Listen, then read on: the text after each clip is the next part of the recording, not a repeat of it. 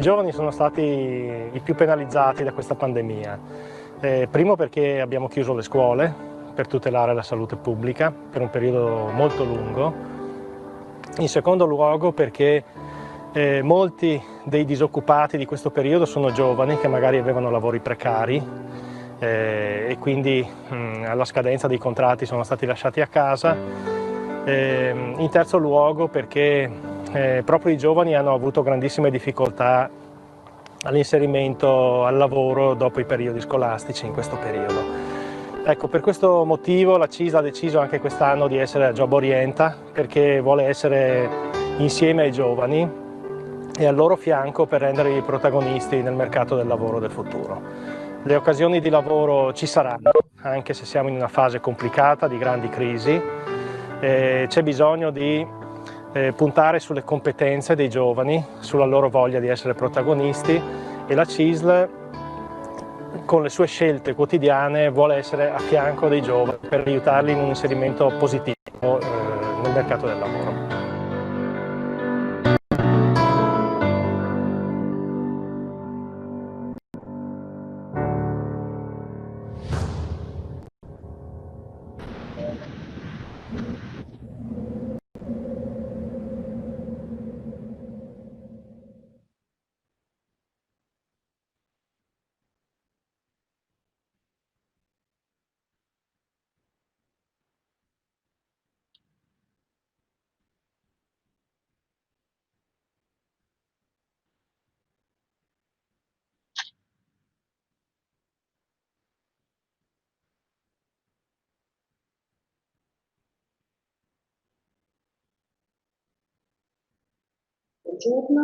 Buongiorno a tutti.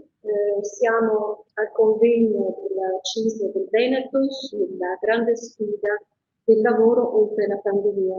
Avete visto già un'introduzione del nostro video registrato assieme al segretario generale della CISL del Veneto, Reposto, che apre già sul titolo importante questo dibattito, questa occasione, per affrontare e intervenire assieme a tutti voi, ai nostri gentili ospiti, sul tema importante del lavoro dei giovani e della formazione alle competenze necessarie, tanto più oggi dopo questa difficile emergenza sanitaria. Io sono Lorenza Leonardi di Veneto e voglio subito presentare i nostri gentilissimi ospiti che vedo tutti collegati e che parteciperanno con noi a questo evento.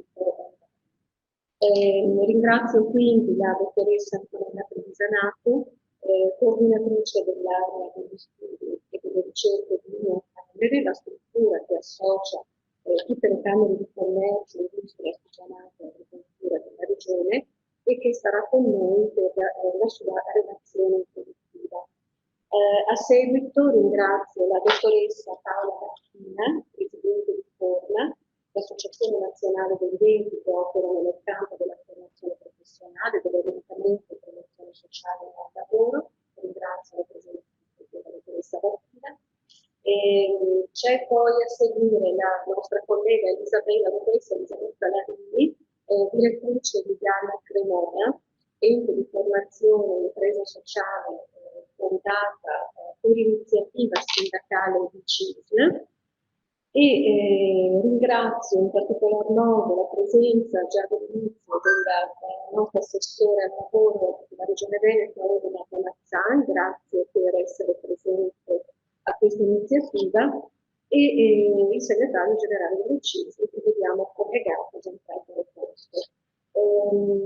In particolar modo un ringraziamento a tutti gli iscritti a questo convegno, che sono tanti, sono soprattutto molto giovani, ed è evidente che il tema di oggi racchiude soprattutto la necessità di portare a loro conoscenza e a loro disposizione degli elementi importanti conoscitivi su come sta andando il mercato del lavoro nel Veneto, ma anche su quanto questo mercato stia cambiando e si stia modificando in particolar modo rispetto alle nuove esigenze del post-Covid e del intra-Covid, possiamo dire.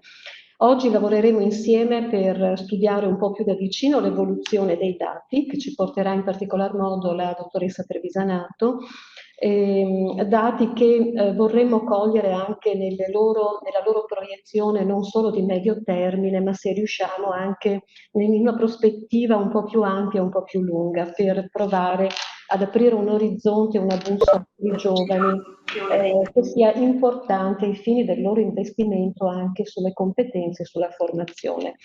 Proveremo però anche a rafforzare in tutti voi delle consapevolezze in più sulle nuove sfide a cui andiamo incontro e in particolar modo su quanto dovremo attrezzarci di percorsi di orientamento, di studio, di analisi su quelle che saranno le nuove offerte di lavoro sui settori e le professionalità che si andranno a delineare nei prossimi tempi. Abbiamo con noi gli interlocutori e gli ospiti privilegiati che possono aiutarci ad individuare questi cammini e queste strade. Pertanto vi chiederemo davvero di ascoltare e di partecipare, se potete, se siete d'accordo, anche con delle vostre domande. Sto pensando a tutti voi e soprattutto ai giovani che sono collegati con noi, con delle vostre domande che potete inviare assolutamente via chat come dire, alla piattaforma a cui siete collegati, oppure potete inviare delle email alla mail, al link alla mail del convegno che, ripeto, essere convegno@cislveneto.org. Ecco, io direi che non dobbiamo rubare tempo perché sono strettissimi i tempi, mi perdoneranno i relatori e le relatrici se li stresserò un po' sulla durata degli interventi, che diamo di 12-13 minuti ad ognuno per la prima parte del convegno. Lascio subito quindi la parola alla dottoressa Trevisanato Antonella, che ci darà la presentazione di una ricerca di Unioncamere sui fabbisogni occupazionali e professionali nel prossimo futuro, ma anche con uno sguardo, come abbiamo detto prima, un po' più di medio-lungo termine, fino, speriamo, ai prossimi 5 anni, per aiutare questi giovani ad orientarsi bene nel mercato del lavoro. Grazie, dottoressa Trevisanato. Allora, buongiorno a tutti, sono Antonella Trevisanato, studi e ricerche di Unioncamere del Veneto. E vi presento le slide.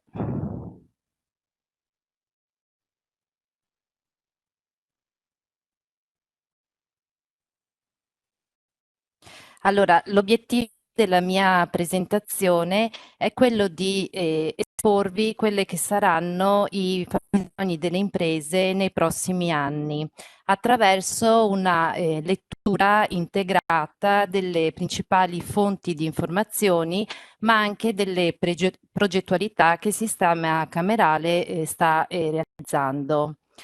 Una delle maggiori fonti disponibili in Italia sui temi del mercato del lavoro e della formazione è il sistema informativo Excelsior, realizzato da Unioncamere Nazionale e dall'ANPAL dal 1997.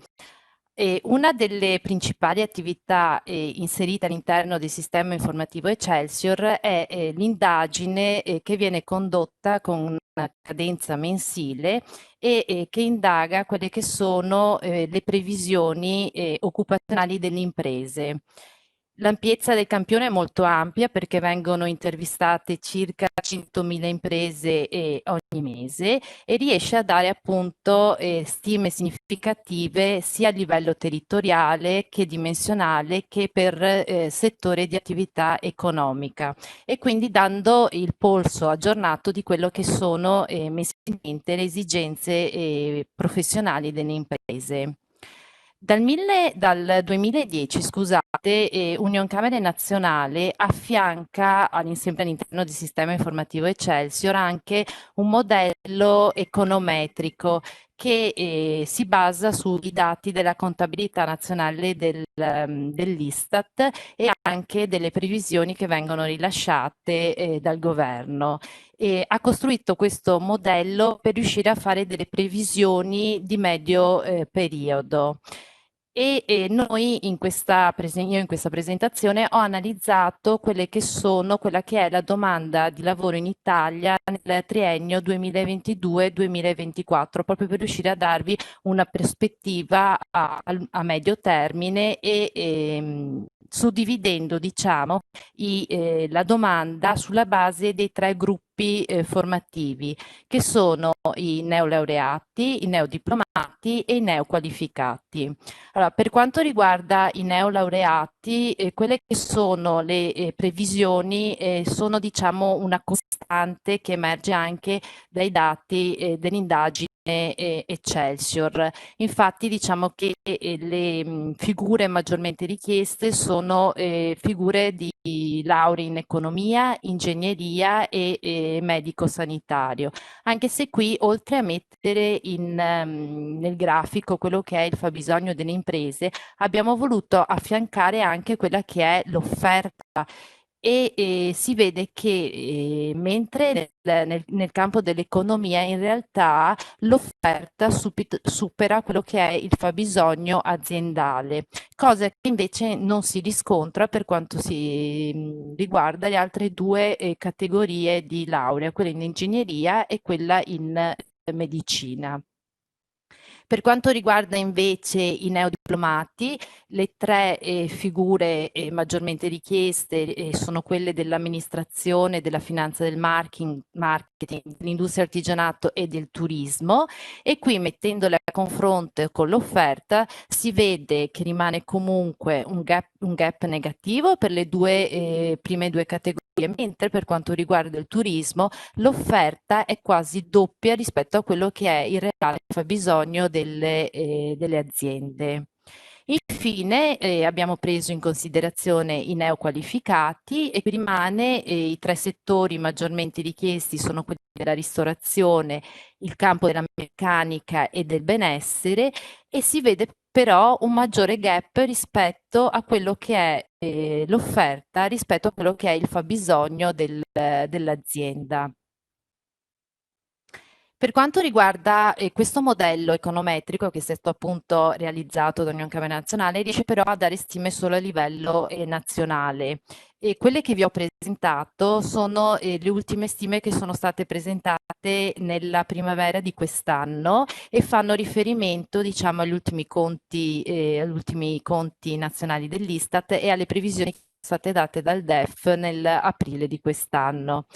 Per quanto riguarda invece i dati regionali, quindi delle imprese venete, la base informativa che abbiamo è l'indagine Excelsior, con l'ultima che è stata realizzata nel novembre del 2020 e che dà le previsioni per i prossimi 3 mesi. La cosa che emerge chiaramente è l'impatto che comunque il Covid ha avuto sulle previsioni di nuove assunzioni da parte delle imprese. Infatti abbiamo messo a confronto quelle che sono le entrate previste nel periodo novembre 2020-gennaio 2021 con quello che invece è stato dichiarato dalle imprese nello stesso periodo dello scorso anno. Circa un quarto, si sono perse circa un quarto delle entrate programmate. È sempre da tenere presente che comunque sono previsioni che danno le aziende che poi comunque potrebbero non essere confermate dai dati invece delle assunzioni reali che vengono fatte. Comunque, confrontando lo stesso indicatore nello stesso periodo, emerge questa perdita almeno di un quarto delle entrate. Il settore qui è una conferma perché il settore che sta dove c'è la diminuzione più importante, più significativa è quella dei servizi, dove circa il 30,6 di imprese dichiara di fare meno assunzioni rispetto a quelle che erano state fatte nello scorso periodo, dello scorso anno.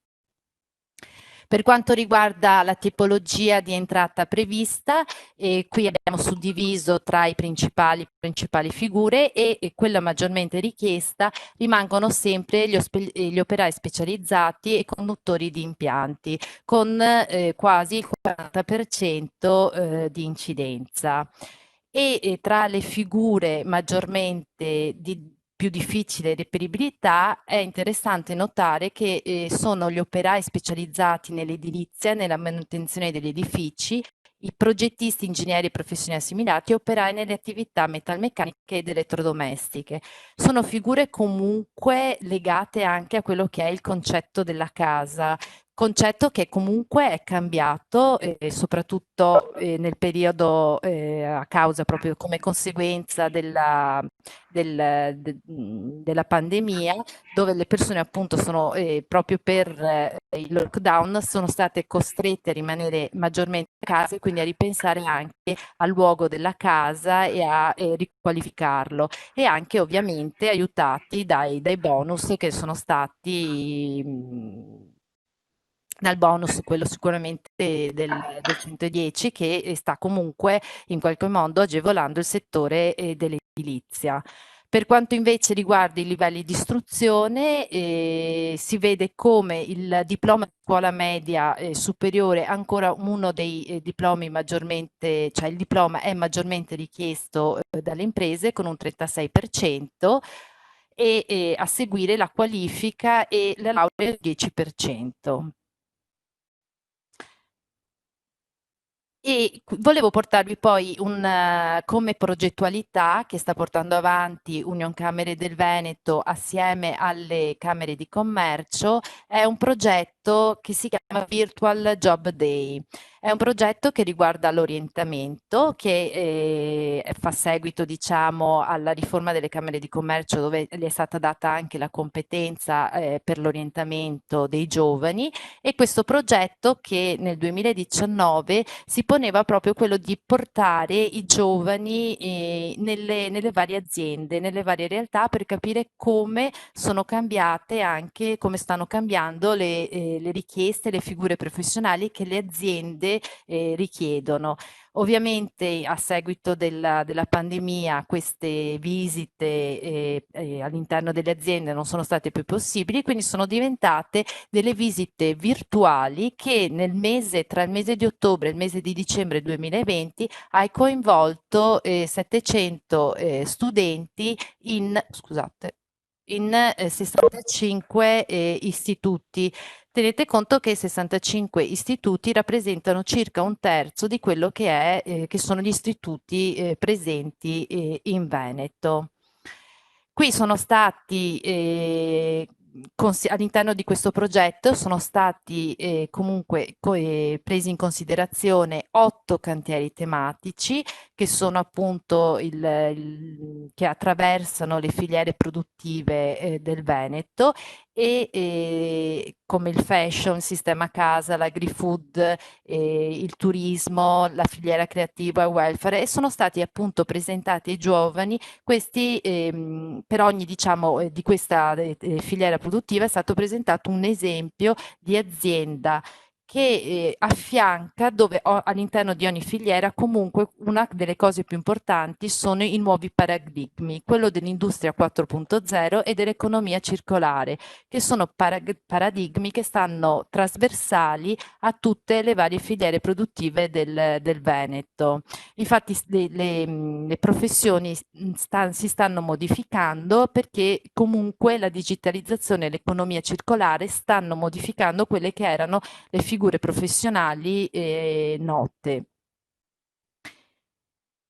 Qui ho voluto riportare dei risultati di un'indagine per far vedere appunto l'importanza, gli ambiti della trasformazione digitale e dove le imprese stanno investendo maggiormente e si vede appunto i vari ambiti dell'industria 4.0 e qui li abbiamo un po' riportati, quelli che sono gli ambiti delle varie tecnologie dell'industria 4.0 e che stanno creando quindi delle nuove professioni. E queste saranno appunto quelle che saranno le professioni del futuro che riprendono appunto quelli che sono gli ambiti dell'industria 4.0.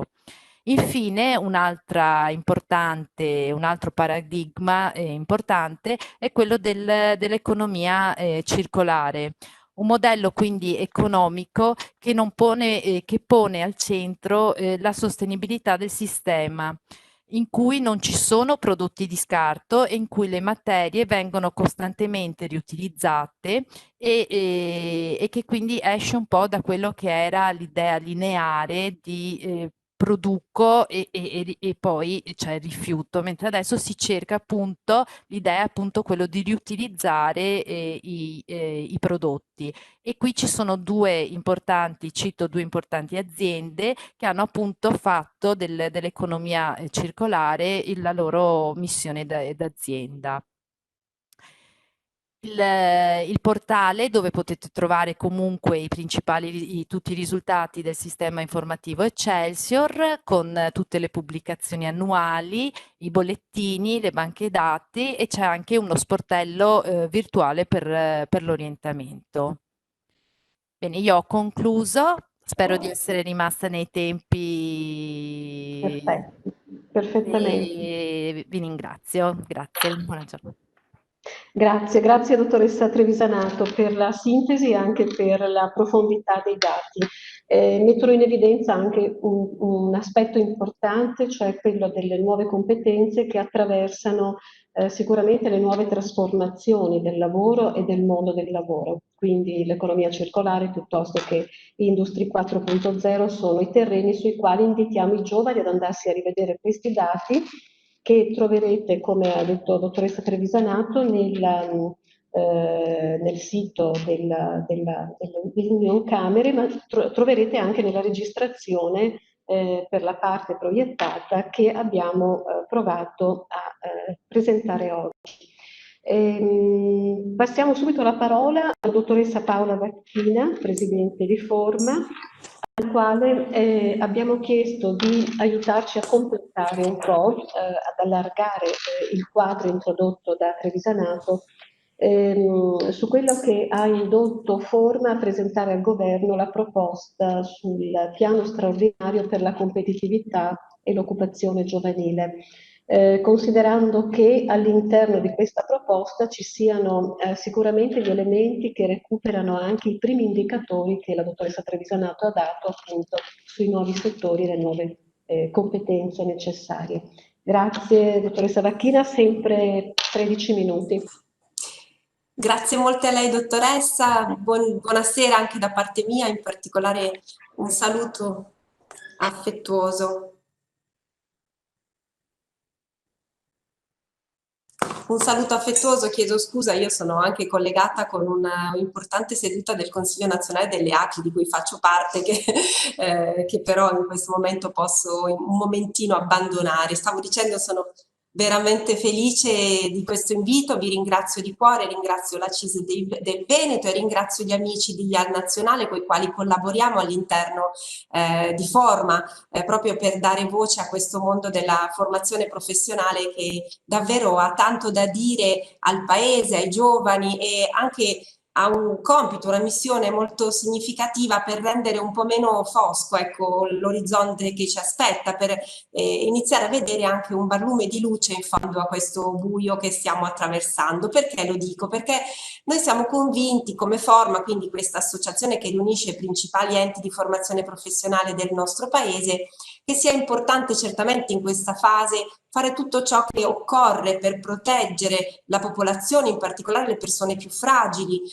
rispetto alla grande difficoltà che si sta vivendo, insomma, nella vita, nel lavoro, per la salute, per il reddito delle persone. Ecco, però che questo non sia sufficiente, che sia necessario ormai avere anche uno sguardo un pochino più lungo e iniziare concretamente a ricostruire, a lanciare ponti verso un futuro sostenibile e possibilmente anche migliore, più equo, più ecologicamente sostenibile, non soltanto economicamente, ma anche dal punto di vista ambientale più sostenibile, un futuro più vissuto, più partecipato da protagonista dai giovani, che tante volte nel nostro paese rischiano di essere trascurati, insomma lo dicono i dati che tutti i giorni studiamo e analizziamo. È per questo che mi riaggancio alla presentazione molto interessante che è stata fatta dei lavori che sono più richiesti nel mercato del lavoro italiano, in particolare anche nella vostra regione. Lo dico perché è molto interessante osservare che a fronte di una disoccupazione, in particolare giovanile, che è sempre stata molto alta nel nostro paese e che dopo la pandemia, dopo il lockdown, sta ancora ulteriormente crescendo, purtroppo, a fronte di questo però si osserva che le aziende esprimono una richiesta di profili professionali, di persone da occupare e molto spesso non trovano queste disponibilità, queste persone formate rispetto alle professioni che occorrono nel mercato del lavoro non le trovano disponibili. È evidente quello che viene definito un po' il mismatch tra la domanda e l'offerta ed è evidente che c'è un problema un po' generale rispetto a quelli che sono i profili in uscita dal sistema educativo nazionale complessivamente inteso, la scuola superiore, l'università, e quello che invece il mercato del lavoro chiede. Quindi avete visto quella differenza che soprattutto rispetto ad alcuni dei profili professionali richiesti nei prossimi mesi, ma poi in prospettiva anche nei prossimi anni, quella differenza che c'è tra l'offerta e il fabbisogno. Io questo lo terrei proprio come punto di riferimento importante, perché è vero che c'è la crisi, che sono ridotte attualmente le richieste da parte delle aziende, questo è fisiologico, è normale, però gli studi prevedono già per la seconda metà del 2021 un rimbalzo, prima di tutto, e poi comunque si prevedono nuovi ingressi nel mercato del lavoro, anche solo quelli fisiologici, per la fuoriuscita delle persone che raggiungeranno l'età della quiescenza, della pensione. Quindi bisogna sapere che le possibilità di collocarsi positivamente nel mercato del lavoro ci sono, d'accordo? Il problema qual è? Il problema è sapere individuare e scegliere gli ambiti in cui studiare, in cui formarsi, che sono più promettenti, non soltanto rispetto alle aspirazioni e agli interessi personali di ciascuno di noi, ma anche rispetto alle concrete possibilità poi di collocarsi sul mercato del lavoro. Questo è un primo punto che volevo fissare. L'altro elemento che volevo sottolineare è un pochino questo.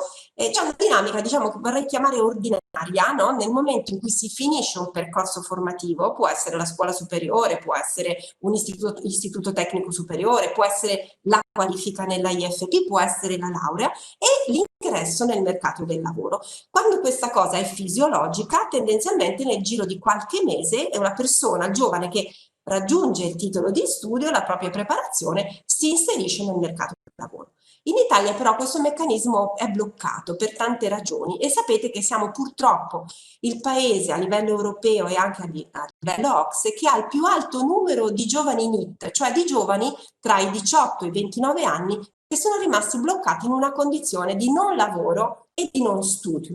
Quindi non stanno più studiando, ma non sono ancora riusciti a inserirsi nel mercato del lavoro. Sono oltre 2 milioni di giovani. Alcuni non hanno raggiunto nemmeno un titolo di studio secondario, non sono né qualificati né diplomati. Altri invece hanno un titolo di studio secondario, quindi hanno un diploma, ma non riescono a utilizzarlo, non riescono ad essere assunti con queste loro competenze. Altri sono laureati, allo stesso modo non riescono a inserirsi nel mercato del lavoro. È proprio rispetto a questi giovani un po' bloccati in un limbo, no? Quindi con una condizione particolarmente difficile, messa a fronte con quello che dicevamo prima, delle richieste delle aziende che non riescono a trovare personale qualificato nel mercato del lavoro. È proprio un po' da questi due fattori che noi abbiamo elaborato la nostra proposta, la proposta di forma per un piano straordinario per l'occupazione e la competitività nel nostro paese. Noi diciamo una cosa abbastanza semplice, ricordate quando nella precedente presentazione si facevano vedere questi profili?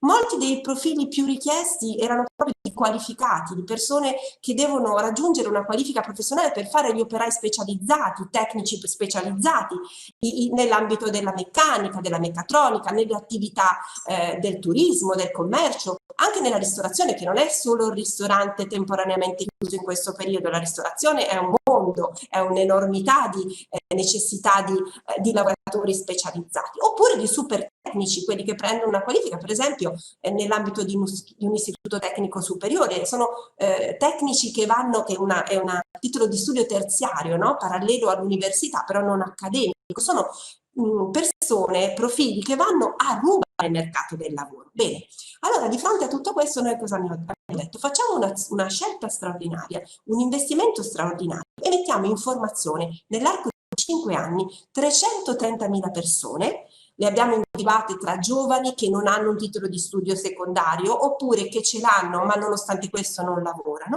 oppure anche tra adulti, giovani adulti che si trovano in queste condizioni. Li mettiamo in formazione, ma non una formazione qualsiasi, quella formazione per quei profili richiesti, prima di tutto, e poi una formazione in apprendistato. Cosa vuol dire? Che saranno contemporaneamente lavoratori, perché saranno assunti come apprendisti dalle imprese, e studenti, perché conseguiranno nell'ambito del loro anno di apprendistato formativo anche un titolo di studio. Quindi raggiungeremo due obiettivi: daremo una grande spinta al mercato del lavoro, creeremo concretamente occupazione, ma nello stesso tempo con un patto tra le aziende che assumeranno queste persone e i giovani che entreranno in questa sfida, avremo anche migliorato il capitale umano, si dice così tecnicamente, ma insomma avremo portato a dei livelli superiori di conoscenza e di competenza tanti giovani e tanti giovani adulti che potranno poi avere degli elementi in più da giocare nell'ambito del mercato del lavoro. Noi in questa proposta proponiamo che le aziende che ci staranno siano sollevate dal costo del lavoro per queste persone, per un anno, l'anno che serve, per esempio, per fare un terzo anno di IFP e raggiungere una qualifica professionale proprio nei settori maggiormente richiesti o un diploma professionale con il quarto anno, oppure per 2 anni in cui si svolge un percorso di formazione nell'ambito di un ITS. Quindi aziende alleate ma anche sollevate dal costo del lavoro per dare un po' di ossigeno anche alle aziende, e giovani che ritrovano un'opportunità, che vengono coinvolti e hanno una loro chance per uscire un po' da questa situazione di immobilismo e di blocco che priva prima di tutto il paese di energie interessantissime, straordinarie, che potrebbero essere messe a disposizione della comunità. Questa in sostanza è la proposta, è molto innovativa perché diciamo, l'apprendistato formativo, che viene definito di primo o di terzo livello nel nostro paese, esiste già, quindi non è che dobbiamo inventare una cosa nuova, esiste già, ma per ora è utilizzato poco, molto meno per esempio di quanto non avviene in Germania o in altri paesi del centro Europa, del nord Europa, anche in Francia. Quindi noi vogliamo soltanto svilupparlo e renderlo accessibile non solo in chi è ancora nei percorsi formativi, questo già avviene e deve avvenire sempre di più, ma anche a una parte consistente di questi 2.100.000 giovani NEET del nostro paese ed eventualmente anche a degli adulti che vogliano rimettersi in gioco. Io ve l'ho raccontato così in maniera abbastanza semplice, ma potete trovare anche sul sito di Forma un breve documento che lo descrive, che lo racconta un pochino meglio. È stata un'analisi molto approfondita la nostra, proprio che è andata a studiare alcune caratteristiche strutturali del mercato del lavoro italiano e anche del sistema educativo italiano che la pandemia non sta che accentuando, che sta rendendo più gravi. Ecco, quindi sulla base di questi elementi abbiamo elaborato questa proposta, l'abbiamo proposta alle regioni, agli assessori regionali in nona commissione, l'abbiamo proposta ai ministeri e al governo perché riteniamo che sarebbe una proposta consistente, anche richiede risorse economiche importanti, ma che potrebbe far fare uno scatto, potrebbe rappresentare veramente un punto di svolta da tutti i punti di vista, ecco, non soltanto per quello che rappresenterebbe in sé, ma perché ci restituirebbe alla fine un sistema educativo, un sistema del mercato del lavoro, di politiche attive rafforzato e equilibrato tra una formazione eccessivamente generalista, che a volte purtroppo porta a non trovare collocazione nel mercato del lavoro, e questi percorsi professionalizzanti che invece sono così importanti e così richiesti dalle aziende italiane. Ecco, io mi fermo perché credo di aver utilizzato il mio tempo. La proposta si può appunto trovare, viene dal nostro mondo, viene offerta ai decisori, alle istituzioni regionali e nazionali proprio perché ne discutano e perché nell'ambito delle risorse che verranno messe a disposizione dall'Unione Europea in particolare con il Recovery Plan, che è proprio rivolto in particolare ai giovani. Next Generation EU dovrebbe essere l'obiettivo, la visione di questi programmi straordinari. Ecco, attraverso questa proposta si possano raggiungere gli obiettivi che il nostro Paese e anche l'Europa vuole darsi, ecco, per guardare al futuro. Grazie dell'attenzione, io rimango con voi per eventuali richieste di approfondimenti. Grazie dottoressa Vacchina anche per i tempi e per la proposta molto interessante che mette in luce la stretta e necessaria relazione tra la formazione e l'occupazione giovanile, resa possibile anche da proposte importanti come quelle che Forma ha realizzato in questo periodo ed è resa possibile anche da esperienze che invece si possono realizzare di buone pratiche che andremo adesso a conoscere passando immediatamente la parola a dottoressa Roberta Navini perché ci racconti che cosa sta realizzando, che cosa ha realizzato come buona pratica su questi temi IAL di Cremona attraverso dei progetti che hanno dato, mi sembra di ricordare, di aver capito dei grandi risultati. Ti lascio la parola. Grazie, buonasera a tutti e buonasera a tutti i ragazzi che sono collegati. Ho ascoltato veramente con attenzione i relatori precedenti perché hanno fatto degli interventi veramente molto interessanti e vedo che comunque la formazione si sta muovendo. Allora, io opero sul mercato, diciamo, della Lombardia e quando mi è stato chiesto di parlare appunto delle buone pratiche, reinventare i significati delle competenze, degli inserimenti lavorativi, mi sono soffermata e interrogata subito sul significato delle buone pratiche, le buone prassi.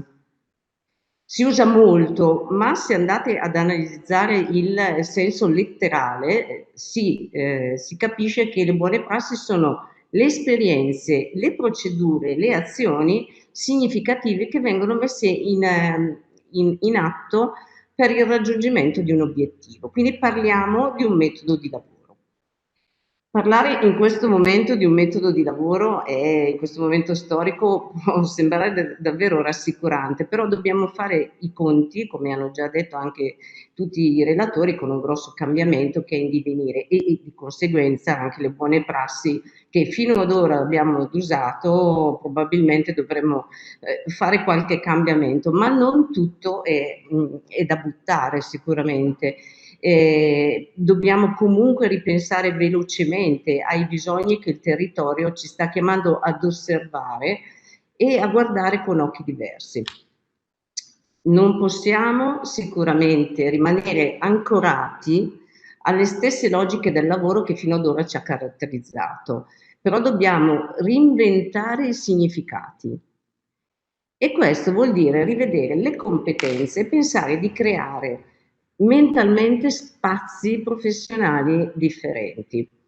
Questa chiacchierata è una chiacchierata di introduzione, però vorrei appunto rendervi concreto quello che è successo, riportando le fasi di un progetto vero e proprio che è stato fatto recentemente. Cosa abbiamo fatto? Abbiamo intercettato una domanda. Scusa se ti interrompo, non ti si vede, puoi riattivare il video, vediamo se dipende dal tuo video. È attivo. È attivo, grazie. Io mi vedo. Grazie, scusami. Figurati. Allora, che cosa abbiamo fatto? Abbiamo intercettato la domanda di alcune aziende nel nostro territorio, qui vicino a noi. Abbiamo scoperto che serviva una figura professionale, che adesso può sembrare una figura un po' professionale un po' strana, ma che sono i maniscalchi.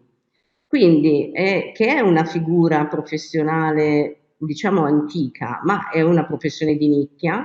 Ne sono rimasti pochissimi, dicevano appunto che adesso le persone stanno uscendo dal mondo del lavoro, quindi anche questa professione, che sono degli artigiani, gli artigiani che forgiano i ferri e applicano appunto agli zoccoli del bovino e degli equini, sono figure professionali molto richieste.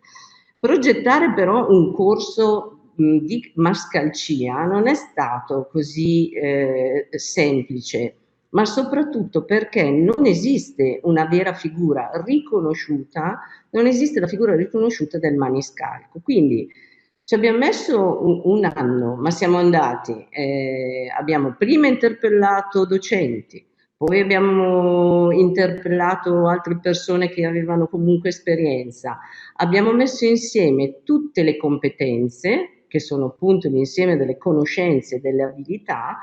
Con tutta questa documentazione siamo andati a Roma. A Roma esiste l'INAP, che è l'Istituto Nazionale per le Analisi delle Politiche Pubbliche. Abbiamo, e vi invito a visitare questo sito, dove c'è l'Atlante delle Professioni, che è una cosa veramente importante, e anche dove potete andare a vedere quante professioni ci sono. Siamo andati da loro per validare appunto le competenze, per capire se il percorso che avevamo messo a punto poteva essere un percorso corretto, completo, che potesse andare davvero a soddisfare il bisogno del territorio. Una volta validato questo percorso presso l'INAP, abbiamo portato tutto in Regione Lombardia, e in Regione Lombardia ha inserito la figura del maniscalco nel QRSP. Abbiamo quindi dato inizio al nostro corso di mascalcia, abbiamo formato queste persone, tutte le persone hanno partecipato, hanno preso l'attestato e ora stanno veramente tutte lavorando e si sono inserite nel mondo del lavoro. Vi ho fatto un esempio concreto perché così potete riuscire a capire che cosa c'è dietro anche a un percorso di formazione, progettare un corso e dare assolutamente l'opportunità alle persone giovani o meno giovani appunto di potersi inserire nel mondo del lavoro. Quindi se noi ci fermassimo solo a quello che conosciamo e non riuscissimo a vedere qualcos'altro, probabilmente faremo fatica a superare questo momento storico, perché questo è un momento molto particolare, però se ci pensate è anche molto stimolante. Lo IAL, come tutti gli enti di formazione, perché gli enti di formazione siamo in tanti, hanno comunque la possibilità di vedere e di essere stimolati attraverso, cioè, per poter mettere in campo la formazione. Quindi, perché c'è la scuola, e quindi la scuola attraverso i corsi professionali inseriscono i ragazzi in tirocinio, parlano con le aziende, intercettano i bisogni delle aziende, curvano i moduli che vengono fatti all'interno dei percorsi formativi di qualifica professionale e quindi possono rispondere molto velocemente alle esigenze del mercato.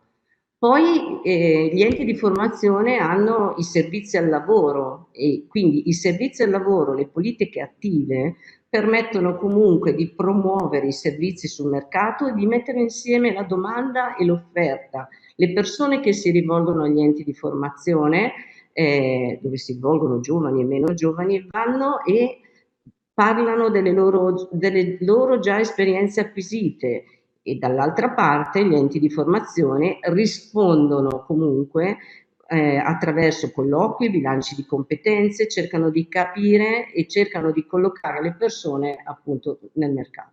Poi gli enti dialogano con le aziende, fanno corsi di formazione, progettano per le aziende, quindi sono inseriti nel mondo del lavoro e ascoltando le aziende riescono comunque a fare delle proposte concrete. Quindi il lavoro sta cambiando, ma comunque c'è molto fermento. Noi che siamo all'interno della formazione lo percepiamo, lo capiamo e diciamo che siamo anche ottimisti. Cioè, certo c'è da correre e da capire quali saranno le nuove figure professionali. Elisabetta, Sì.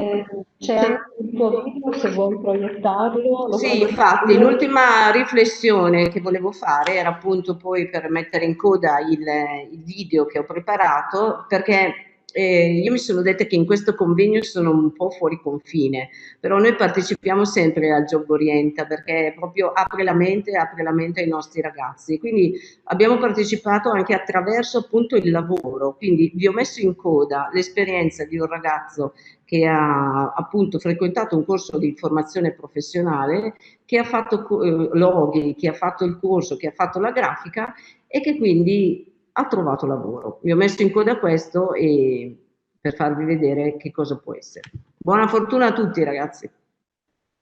Grazie mille del tuo intervento.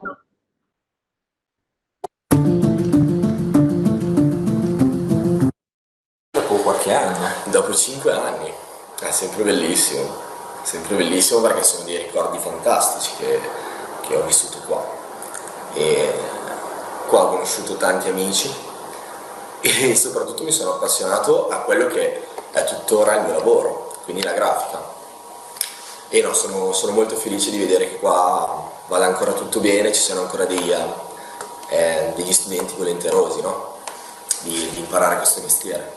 E cosa è cambiato dalla tua vita in questi 5 anni? Cioè, sei da uno studente al mondo del lavoro, fondamentalmente. Esatto, completamente, perché mi sono trasferito per lavoro, adesso faccio il grafico, quello per cui ho studiato qua, e, in un settore che non conoscevo, però la tecnica che ho imparato qua, soprattutto con l'utilizzo dei programmi di grafica, mi è servita tantissimo, perché con un livello così alto sono riuscito poi ad adattarmi a un tipo di lavoro che non è prettamente il grafico pubblicitario, il grafico creativo. Quindi io adesso mi sono adattato più alla stampa, no? Alla stampa serigrafica, in primis alla stampa digitale e tutto quello che concerne la creazione di contenuti per arrivare poi a una produzione di massa, una stampa per una produzione di massa. E no, direi che lì davvero quello che ho imparato qua è stato molto, molto importante, direi fondamentale. Cioè, concretamente oggi il tuo lavoro che cos'è? Allora, io oggi sono un graphic designer e sono però incentrato sulla stampa serigrafica su vetro.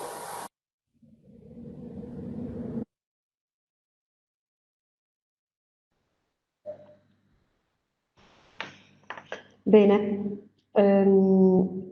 abbiamo visto 3 esperienze, abbiamo sentito, ascoltato 3 esperienze importanti, un'analisi dei futuri lavori che si apriranno nel mercato del lavoro, delle proposte possibili e anche un'esperienza, una buona pratica realizzata dal settore formativo che è sempre più interconnesso con i risultati e l'impatto sul mercato del lavoro. Ci sono delle domande, non lo so se abbiamo raccolto in chat delle domande prima di passare oltre. No, mi dicono che non sono arrivate. Allora io restituirei, in attesa se dovessero arrivare anche delle vostre richieste, le aggiungeremo in coda. Valorizzerei la presenza a questo punto dell'assessore Elena Donazzani, al quale assessore chiediamo di aiutarci a fare un passo in più rispetto lo sguardo, anche mi permetto di dire, sugli investimenti che la Regione Veneto vorrà fare nei prossimi tempi, oltre a quelli che sta già facendo molto importanti per potenziare il lavoro dei giovani, in particolar modo su questi elementi di convergenza che sono emersi dai 3 interventi appena ascoltati, che sono molto legati ai nuovi lavori, alle nuove competenze, la green economy, l'economia circolare, la sostenibilità, l'industria 4.0, ma anche e soprattutto le esperienze della formazione professionale che, come abbiamo sentito, sono straordinariamente impattanti sull'occupazione giovanile. Quindi grazie Assessore del tuo intervento. Grazie a voi, per me è un piacevolissimo appuntamento, devo dire anche atteso quello di Job in generale e di CISL, che ringrazio perché in questi anni ha voluto essere un sindacato molto presente all'interno di Job e Orienta. Ricordo con piacere alcuni anni, ma l'anno scorso, l'anno precedente, in cui avevate fatto conoscere ai ragazzi il ruolo del sindacato non come rivendicazione, che un po' nell'immaginario dei giovani si guarda in modo sbagliato, no? Anche alcune istituzioni, quello del sindacato lo è importante, ma facendo conoscere che cosa significa accompagnare al lavoro, verso lavoro, fare delle analisi di territorio, perché ricordo anche importanti momenti di restituzione che poi nel convegno, che da qualche anno è diventato appunto un appuntamento, rispetto a dei sondaggi, a dei questionari molto molto interessanti, perché davano il ritorno dei giovani in termini di aspettative. Quest'anno mi piace come avete voluto tracciare questo momento di approfondimento, perché per me è tale, deve restituire, come diciamo sempre, come dico sempre a Job, noi facciamo il bilancio dell'anno precedente e lanciamo lo sguardo nell'anno che viene, no? In un momento che è addirittura paradigmatico, cioè c'è una cesura grande, quello che stiamo vivendo. Allora, la tua domanda è un domandone, però sto nei 3 minuti veramente perché non voglio rubare oltre.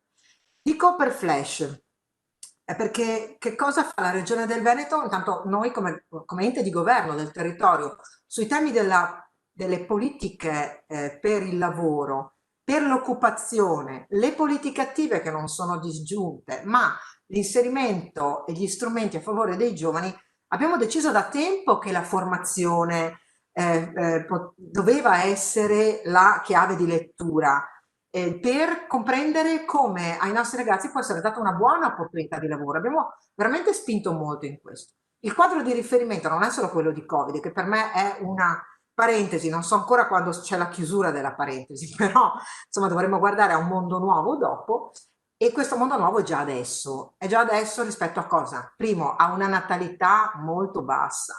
E guardate che anche questo deve poi rispondere a quei dati che sono stati forniti in apertura di Unioncamere tra fabbisogno e offerta, perché sono troppo disallineati e quante volte ci siamo detti qui dobbiamo allinearli con l'orientamento, sì, però anche con l'aggiornamento, perché l'intervento che c'è stato su come dobbiamo far cambiare le qualifiche, i titoli, come possiamo rispondere con maggiore velocità, beh, cito anch'io, c'è stata il tema della mascalcia in Veneto ad un certo punto, dopo la crisi del 2009, abbiamo spinto una veloce formazione professionale per i giovani a interrogarsi, dopo quella crisi, su quali lavori. Ebbene, per fare il casaro, cioè il lavoratore nell'app, in Mail, eccetera, abbiamo fatto una fatica pazzesca, eppure tutti i ragazzi con la scuola DF di Valdobbiadene poi hanno trovato lavoro. Così come quando abbiamo dovuto aggiornare le competenze della scuola edile di Belluno, perché dicevano una cosa semplice, guardate che il mercato chiede non solo più l'elettricista, chiede l'idraulico, elettricista, per cambiare una qualifica, cioè ci conviene andare in ginocchioni a Monteberico, perché alle volte veramente Monteberico, per tutti quelli che ci ascoltano e non sono vicentini, è la nostra Madonna che ci protegge. Allora, alleggerisco questo punto, perché invece cos'è che sta funzionando? Funzionano gli ITS perché ogni biennio c'è l'aggiornamento veloce, perché sono progetti formativi molto connessi dentro il mondo del lavoro e le imprese. Allora la nostra formazione professionale oggi per il Veneto va verticalizzata, perché abbiamo natalità minore, perché dobbiamo chiudere il vuoto tra cosa ci chiede il mercato del lavoro e cosa possiamo dare, e non è il pronto uso, è la prospettiva. E quindi vuol dire che tu devi formarli di più tecnicamente, ma devi permettere loro di poter uscire sempre. Qualifica, diploma di quarto anno, IFTS, ITS. Questa è la verticalizzazione e questo è anche il modo di collegare con il mondo del lavoro, perché questo è un mondo che ci racconta. Secondo, abbiamo avuto un progetto che ha funzionato, Garanzia Giovani, cioè il poderoso numero di net che abbiamo e che sono stati anche citati, però noi, lo sa bene Refosco che con me da tempo ragiona, lavoriamo insieme, ecco, non con me, lavoriamo insieme perché questo sindacato si è sempre molto interrogato su questi temi. Sappiamo che funziona il programma Garanzia Giovani, sappiamo che non verrà rifinanziato, o meglio, verrà rifinanziato, io lo vorrei strutturato, non solo quindi un programma operativo a termine, ma come modello, perché non solo i giovani, ma anche quelli che dovremmo riqualificare quando lo tsunami sarà, che il blocco dei licenziamenti non ci sarà più, un programma così capace come Garanzia Giovani di prendere in carico, accompagnare verso, formare per, questo secondo me è un sistema che funziona. Ultima considerazione, prima c'è stato un passaggio sempre della relazione di Unioncamere dove si vedeva l'immaginetto del professor Gubitta. Chi è il professor Gubitta? Era scritto, è un docente di Padova. Con lui abbiamo attivato l'osservatorio delle professioni digitali. Quando? Beh, prima di Covid ovviamente, perché sapevamo che c'era sullo sfondo un grande cambiamento. Si chiama contaminazione e ibridazione. Il mercato del lavoro te lo chiede, non è pronto perché è troppo rigido per certi aspetti, mentre è molto pronto il mondo dell'impresa e ha bisogno di giovani che saranno quelli insieme alle donne che pagheranno il prezzo più alto. Ecco perché se noi allineiamo i grandi temi, la denatalità e il cambiamento, verticalizziamo il più possibile, mettiamo in connessione, permettiamo di uscire e fare molte esperienze di inserimento al lavoro, io credo che i nostri giovani sono i primi a restituirci l'ibridazione e la contaminazione per modificare i nostri percorsi che alle volte sono molto rigidi. Grazie. Grazie molto Assessore, hai messo a fuoco sicuramente dei temi strategici per lo sviluppo e la crescita dell'occupazione in Veneto, in particolar modo dei giovani, ma anche per accompagnare il nostro sistema alle trasformazioni necessarie. Tra queste io so che soprattutto con CISL Veneto si sta lavorando molto sul tema anche delle transizioni del lavoro, perché sia i giovani ma anche nel percorso successivo questo è il tema futuro che coinvolgerà purtroppo ancora per molto gli attori. Quindi le transizioni nel mercato del lavoro ci richiedono un investimento in più anche di relazione e di stretta connessione tra l'impegno di tutti i soggetti. Qui abbiamo Gianfranco Refosco che su questo tema ha lanciato da sempre, ha accompagnato anche la CISL in una serie di progettualità importanti relative alle politiche attive e alla formazione per la riqualificazione dei lavoratori. E oggi non lo so, Gianfranco, se sia il caso magari di come dire, nominare anche questi progetti tra i tanti altri progetti che in regione sono come dire, in pista perché il mercato del lavoro funzioni davvero. Ti lascio la parola e ringrazio ancora l'assessore per il contributo importante. Bene, grazie innanzitutto a tutti i partecipanti a questo momento di riflessione e di lavoro, come diceva l'assessore prima. Non è un convegno che espone solamente dei risultati, ma che anche cerca di disegnare una traccia di lavoro che ha preso una forma anche in base alle relazioni delle nostre relatrici. Ringrazio la dottoressa Trevisanato, la dottoressa Vacchina e la dottoressa Larini perché hanno costruito una sorta di filo conduttore rispetto alla lettura di quello che può essere l'evoluzione del mercato del lavoro e il ruolo dei giovani nel mercato del lavoro nei prossimi anni. Ringrazio anche l'assessore della presenza e del contributo. In questa fase, con l'avvio della nuova consigliatura, dobbiamo veramente prendere atto che la Regione, soprattutto in particolare l'assessorato al lavoro, ha aperto un'interlocuzione forte, costante, fitta e piena di progettualità con le parti sociali, proprio perché siamo tutti consapevoli, la politica per prima in questo caso, ma con tutto il sostegno delle parti sociali, che qui c'è la necessità non solo di verificare quanto le politiche messe in campo in Veneto abbiano risposto ai bisogni del territorio, ma c'è bisogno anche di un salto di qualità perché la sfida che abbiamo davanti ha delle caratteristiche assolutamente eccezionali e quindi in quanto tale va affrontata con politiche che abbiano il carattere dell'eccezionalità. Quindi grazie davvero per la presenza ma anche per il lavoro che si sta conducendo insieme. Penso che possiamo da queste riflessioni trarre alcuni spunti interessanti di lavoro. Allora, il primo spunto di lavoro che emerge da questa riflessione è che vanno respinte con forza le ipotesi catastrofistiche sul mercato del lavoro del futuro. Noi è vero, siamo in una fase difficile, siamo in mezzo a una pandemia, molte aziende stanno utilizzando gli ammortizzatori sociali. Da marzo in poi, quando finirà il blocco dei licenziamenti, rischiamo di dover gestire molte crisi aziendali con molti licenziamenti, però ci sono alcuni elementi che sono emersi molto chiaramente questa mattina, questo pomeriggio, che ci fanno dire che l'approccio deve essere un approccio progettuale e non solamente di aspettative catastrofiche. Perché questo? Primo, perché dopo la pandemia ci sarà una ripartenza. Anch'io non so, non lo sa nessuno quanto durerà questa pandemia, però è chiaro che una parte delle difficoltà delle imprese e del tessuto produttivo e occupazionale dipendono proprio dalla persistenza della pandemia. Faccio un esempio che è semplice, che è quello del turismo. Nel momento in cui il virus sarà debellato, il turismo riprenderà.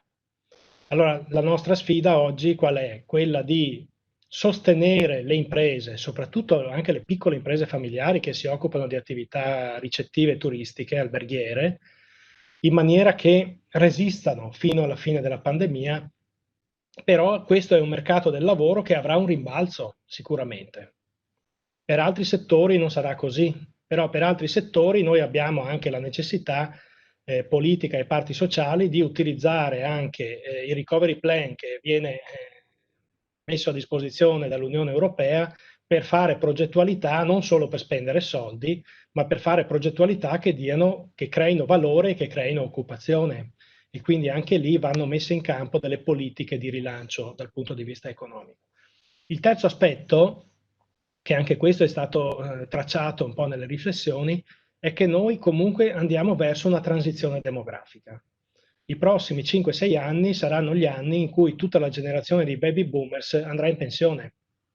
Quindi avremo un problema, visto che le classi di età più giovani sono molto molto meno numerose, abbiamo il problema non solo della bassa natalità oggi, ma della bassa natalità di 20 anni fa, perché sono le classi d'età che entreranno al lavoro fra pochi anni e che probabilmente, in base anche ad alcune analisi di Excelsior e di Unioncamere, non saranno sufficienti né qualitativamente ma neanche quantitativamente a sostituire quelli che andranno in pensione. Ecco, quindi questi elementi ci mettono nell'ottica di dire serve una progettualità per costruire le competenze, rendere attrattivo il nostro mercato del lavoro, anche quello locale del Veneto, perché c'è uno spazio di protagonismo nel lavoro per i giovani. Seconda riflessione che va fatta, la grande parte del lavoro e anche delle proposte in campo che vengono fatte sulla parte dell'offerta di lavoro, cioè la qualificazione delle competenze, le politiche attive, la formazione, la riqualificazione, mentre l'esempio, anche l'esempio che veniva da Ial Cremona e quello che faceva l'assessore sui Casari, dovrebbero invece partire da un elemento che è molto spesso sottovalutato, che è quello della domanda di lavoro. Probabilmente oggi, più di ieri, c'è la necessità di un dialogo forte delle istituzioni, degli enti formativi con le imprese per aiutarle a leggere, comprendere e definire i propri fabbisogni professionali, non solo a medio-lungo termine, ma anche quelli immediati. Moltissime imprese non sono in grado oggi di definire con compiutezza di cosa hanno bisogno. Ed è chiaro che se non abbiamo questi elementi è molto molto complicato chiedere lo sforzo che va chiesto al mondo della formazione per rimettersi in gioco, rimettersi in discussione ed essere diciamo trainato non dall'offerta ma dalla domanda di lavoro esistente. Per cui questi sono grandi temi che possono dare l'opportunità in questa fase al mondo della politica, al mondo della rappresentanza datoriale e sindacale, al mondo della formazione, di costruire veramente un patto per il lavoro e per lo sviluppo, a livello nazionale come a livello territoriale e a livello veneto. Per cui ecco, io chiuderei proprio questa sessione di lavoro con un arricchimento di alcune consapevolezze e anche con questo spunto di lavorare in maniera proattiva sul futuro e soprattutto con un'azione di sostegno per le imprese che devono leggere meglio le loro capacità, le loro necessità produttive. Guardate, parlo di aziende, ma riguarda anche le pubbliche amministrazioni, perché il nostro studio, per esempio, sul sistema sociosanitario ha evidenziato pochi giorni fa che oggi mancano 10.000 operatori, fra operatori sociosanitari e infermieri in Veneto, oggi. E quindi non è solo un problema di trovare risposta ai fabbisogni delle imprese, ma di far funzionare bene la pubblica amministrazione, e ci siamo resi conto anche di quanto sia importante che la sanità e la scuola funzionino bene. Per cui questi sono tutti spunti di lavoro che noi con i contributi che sono arrivati oggi cercheremo di portare avanti in un'interlocuzione coraggiosa, creando alleanze e lavorando proprio per un patto per il lavoro e per lo sviluppo. Ecco, io chiuderei questo incontro richiamando una riflessione e un riconoscimento che ci faceva prima l'assessore. Noi abbiamo tentato nella nostra presenza a Job di presentare il ruolo del sindacato nei confronti dei giovani come un soggetto che può aiutarli in un percorso di emancipazione, di costruzione di un progetto individuale. Quest'anno abbiamo realizzato, visto che non abbiamo potuto farlo di presenza, abbiamo scelto di utilizzare altri tipi di strumenti e abbiamo scelto di fare un cortometraggio coinvolgendo giovani sindacaliste e sindacalisti della CISL del Veneto per raccontare a cosa serve il sindacato. Ci ha aiutato il regista Giovanni Panozzo, un grande professionista, e io chiuderei proprio l'incontro di oggi con un nuovo ringraziamento e con la visione del video del cortometraggio che è stato realizzato. Grazie a tutti e a presto. Buon lavoro.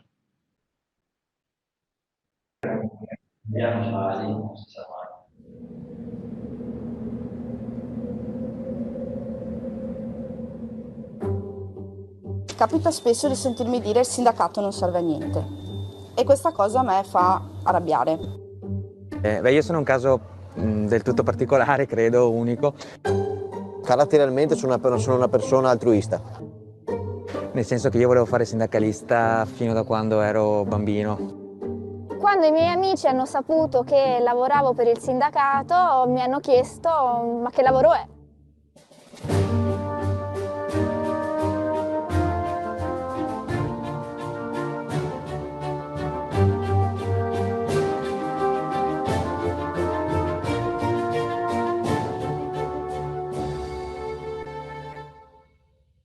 Un'associazione che difende i lavoratori e non ci ho mai avuto a che fare e penso organizzi anche degli scioperi.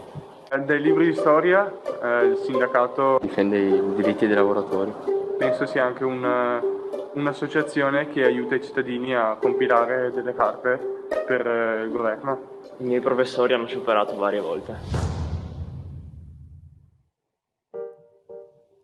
Figlio di operaio, siamo 4 fratelli. Mio papà lavorava all'aperto e quindi tornava soprattutto d'estate sgrondante di sudore. Ricordo l'acqua e limone che gli preparavo quando ero bambino, quando tornava. L'ho sentita forte la fatica di essere figlio di operaio e con altri fratelli.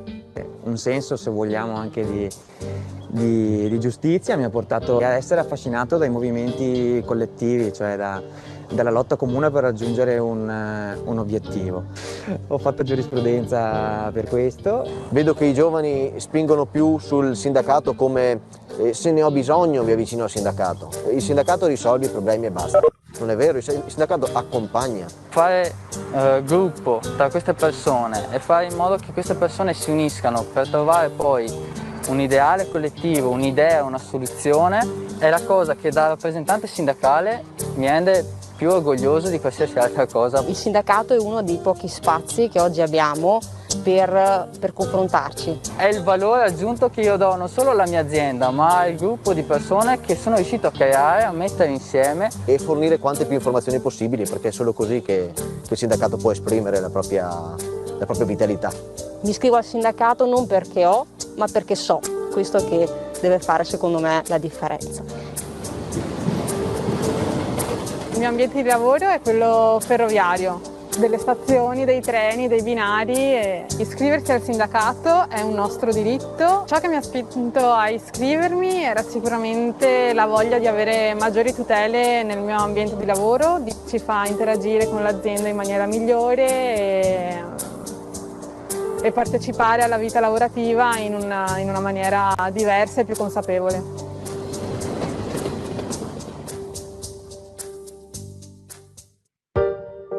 Beh, io quando sono venuta a lavorare qui mi hanno detto che c'era la CISL, sono subito iscritta. Poi dopo un anno mi è stato chiesto da un'altra delegata sindacale di esserlo pure io, perché in me vedeva delle caratteristiche, delle caratteristiche. Non si ha la cultura del lavoro una volta che si è a scuola, il lavoro lo si impara solo lavorando e non si ha qualcuno che ti dà la possibilità di capire pienamente che ci sono delle regole, che hai dei diritti, che hai dei doveri. Il sindacato tante volte, soprattutto la CISL, dialoga, negozia, sempre dall'etimologia della parola. Negoziare significa non oziare, cioè andare verso l'altra persona. Alla CISL ho trovato un gruppo di ragazzi con i quali posso condividere tutte le necessità e i bisogni della mia categoria professionale. Ho capito che nel tempo ci sono state delle lotte per dei diritti che si sono ottenuti in modo graduale e che allo stesso tempo in modo altrettanto graduale si sta cercando di reprimere. Quindi io trovo che nella società di oggi, anche se la società va verso una sorta di evoluzione sociale, c'è una devoluzione per quanto riguarda i diritti dei lavoratori. I ragazzi che arrivano a lavorare non sanno, devi spiegargliela cosa hanno fatto il sindacato nel passato, i nostri predecessori, i nostri nonni, i nostri genitori. Il sindacato era presente solo in poche aziende a quei tempi. Tutte le lotte che hanno fatto, perché prima non c'erano diritti. C'era tutto da costruire di sociale. Ecco. C'era un clima anche sociale. Devo dare atto che in quei tempi lì c'è stato Papa Giovanni, Kennedy, tutti i personaggi che in quegli anni lì hanno creato alternative, che hanno creato un clima che coinvolgeva e ti rapiva all'impegno sociale. La cosa principale era l'unità che c'era. Non il guardare, beh, io sto bene, chi se ne frega. L'obbligo a impegnarsi affinché questo si avverasse, ecco, se posso dirlo così. Il sindacato è semplicemente l'unione dei lavoratori. Integrazione. Solidarietà. Mettersi insieme, di mettere insieme le idee e le forze di ognuno di noi. Ridistribuzione di diritti e ricchezza. Il sindacato è l'opportunità di ottenere un interesse comune. E io credo che il sindacato sia la vita stessa di un lavoratore. L'impegno. Mi sveglio tutte le mattine con la voglia di dare un contributo. Io credo che il sindacato sia questo.